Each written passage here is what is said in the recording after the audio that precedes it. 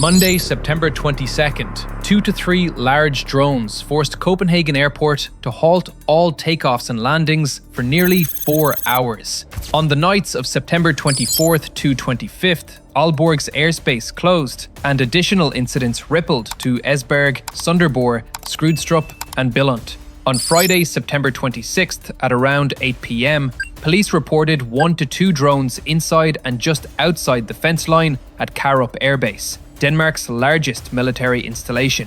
Overnight into Saturday, September 27th, the Defence Command confirmed drones were observed at several Danish defence locations, while Norway investigated possible sightings near Årland, its F-35 hub. Copenhagen says these are coordinated hybrid attacks by a professional actor, and is moving new legislation to let infrastructure owners detect and neutralize hostile drones. Sweden is lending an anti-drone capability ahead of next week's EU gathering in Copenhagen. NATO says it is stepping up vigilance in the Baltic Sea region. Tonight, the Danish sky hums like a power line in winter, thin, insistent, and just loud enough to make you look up.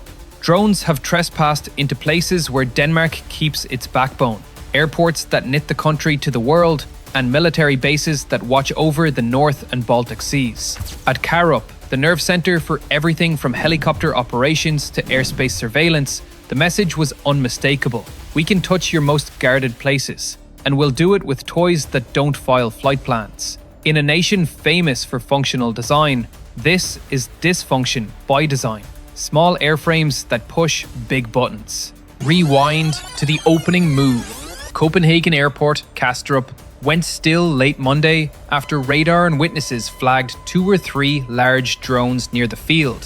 For nearly 4 hours, Scandinavia's busiest hub became a case study in modern vulnerability. Flights stacked, gates froze, text messages multiplied.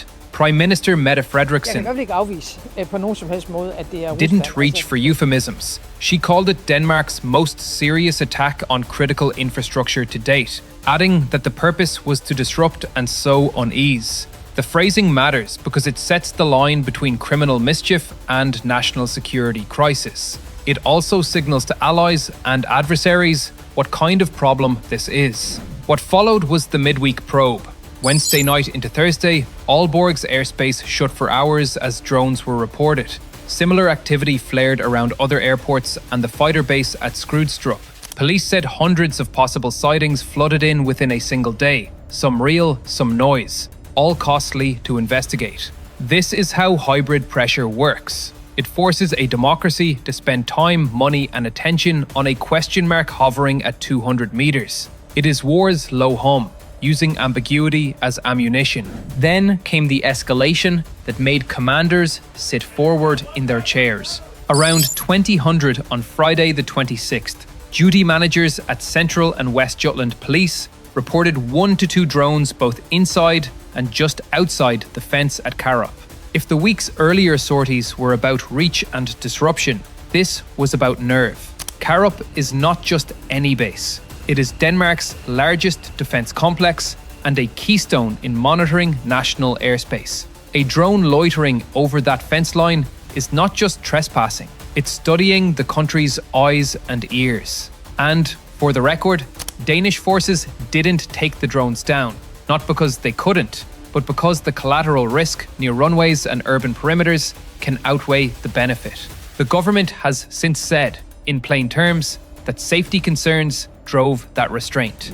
The government's language has now consolidated around 2 phrases: hybrid attack and professional actor. Defence Minister Troels Lund Poulsen spelled it out. Multiple platforms, multiple sites, near simultaneously, with consistent tactics. This was systematic, not random.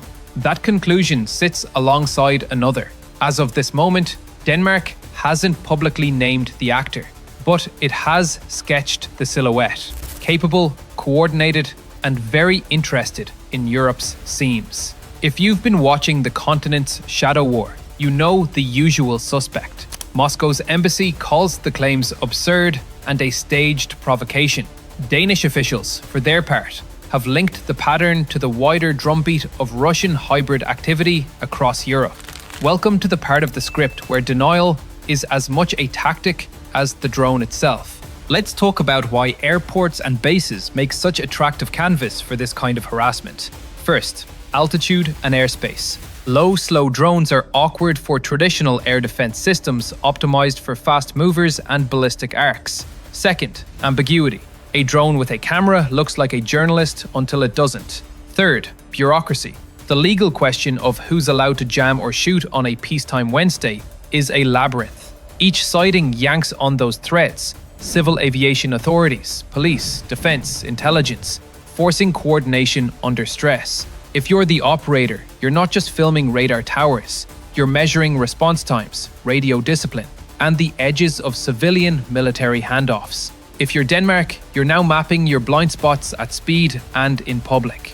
So what's changed since those first reports? The response is shifting from restraint to rules and readiness. The Justice Ministry says the aim of these flyovers is to spread fear and division. In a pivot that matters, the government plans to table a bill allowing critical infrastructure owners, airport authorities, port operators, energy terminals, to detect and neutralize hostile drones, with shoot-down provisions where safe and necessary. Think of it as deputizing the people who manage the risk every day, equipping them with legal authority and electronic effectors. That's the difference between improvisation and doctrine. Hardware is joining the conversation too. Ahead of next week's EU leaders meeting in Copenhagen, Sweden is lending Denmark a military anti-drone capability. That doesn't just patch a gap. It also tells everyone paying attention that the Nordics coordinate fast when the sky gets weird. Across the border, Germany has stepped up drone defense measures in Schleswig-Holstein, and in Riga, NATO's military committee is telegraphing a posture shift. The alliance says it will increase vigilance in the Baltic Sea region with additional multi-domain assets, ISR platforms, maritime air defense, the works. You can read that as a message to the operator. The neighborhood is awake. Regionally, the echo is immediate. Norway's joint headquarters confirmed guards at Åland, home to its F-35s, made several observations outside the base perimeter early Saturday, and police opened an investigation. It's not proof of a grand unified plan, but it is a pattern. Test Denmark midweek, rush Norway's main fighter base on the weekend, keep everyone from Reykjavik to Riga refreshing their radios. That's hybrid strategy in miniature, probing solidarity, not just sensors. Attribution remains the sharpest political question. Denmark has not issued a formal blame statement. Yet, Reuters reporting records two threads of official thinking. First, that Copenhagen privately briefed allies on the likelihood of a state actor. Second, that the security services assess a high risk of Russian espionage and sabotage in the current climate. Russia predictably rejects the premise. In practice, the operator's passport matters less than the effect. The campaign is inducing a legal and psychological response, chewing on bandwidth, forcing investments, and testing whether open societies can adapt rules at the speed of lithium batteries. If Karup is the heart of this episode, Copenhagen Airport is the lung. Shutting down the Nordic hub on September 22nd did more than delay flights. It demonstrated that a handful of airframes could create real economic friction while staying under the threshold of traditional military response. Authorities called the operators capable, plural, and noted both the size and the number of drones as unusual. This is theater with a mission, to show that confidence is a target you can hit without explosives. The clever cruelty of it is that every responsible authority has to err on the side of caution, which means the attacker steals time without firing a shot. The countermove is coming into focus. First, detection density. More radars optimized for low, slow, small. RF triangulation. Fusing feeds from police helicopters, coastal patrols, ADS-B oddities, and even commercial sensors. Second, authority. The proposed law clarifies who can push the button in peacetime when a drone threatens a runway or a refinery. Third, integration. Nordic neighbors lending kit now, training together later, then buying to a common spec, so the air picture from Skrydstrup overlaps seamlessly with Åland and Gothenburg. Fourth, messaging. The Prime Minister, Defence Minister, and Justice Minister have aligned on the words hybrid attack, professional actor, which is how you keep public debate from chasing seagulls with LEDs. Yes, that's a real thing. Police in Billund recently chalked up one drone to a bright celestial object. Even in crisis, the night sky has a sense of humor. Why didn't Denmark shoot any down?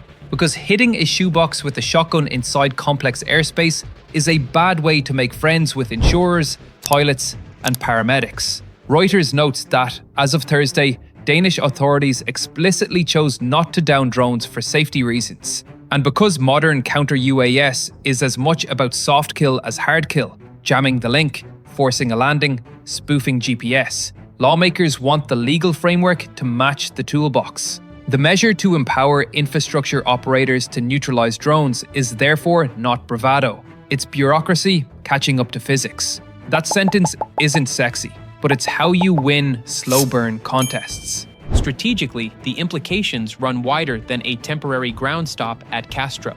Europe is converging on a drone wall concept. Layers of detection, jamming, and interception knitted across borders like a continental picket fence. NATO, for its part, is signaling more multi-domain presence in the Baltic Sea and tighter ISR coverage that can tag, track, and, if necessary, neutralize threats before they become headlines. This is not escalation for its own sake.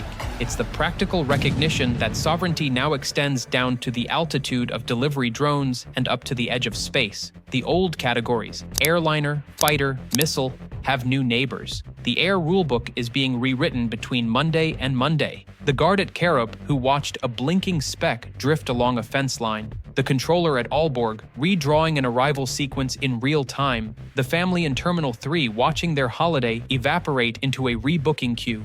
These are the faces of a conflict that doesn't announce itself with sirens. Hybrid attacks feed on hesitation. Democracies survive them with process. It's less Top Gun and more checklists. Boring, careful, necessary checklists. You can't fix this with a Lego brick, though Denmark will probably design the prettiest RF sensor mast in Europe, and if you tried to hide your drone behind a wind turbine, congratulations. You picked the one national symbol specifically designed to be seen from far away. To the operator who mistook "make a statement" for "star" in a viral video, remember that electronic warfare doesn't ask for autographs. So where does this go next? In the near term, with a clean line of authority for neutralizing drones at critical sites, and Swedish hardware on Danish soil while EU leaders gather in Copenhagen.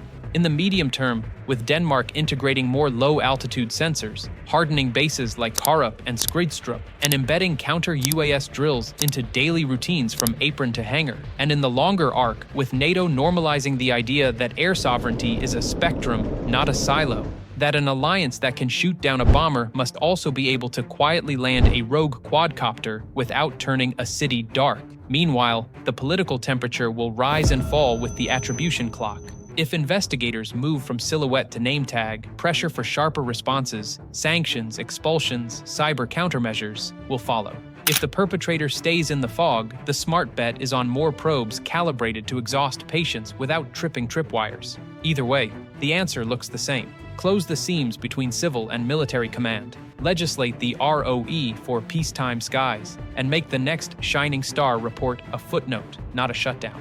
Denmark didn't pick this fight, but it's writing a playbook others will use. Monday's airport shutdown tested national resilience. Thursday's multi-site pattern mapped capacity. Friday's overflight at Karup punched the center of gravity. The response is evolving from caution to capability. Somewhere above Jutland, a drone lens is looking for a weak spot. The next time it comes back, it may find a jammer smiling for the camera, and legal authority standing right behind it. And that leaves us with the question that will hang in ministerial corridors from Copenhagen to Brussels. When the drones come again, and yes, they will, how fast can Denmark and its allies turn the hum in the sky back into silence?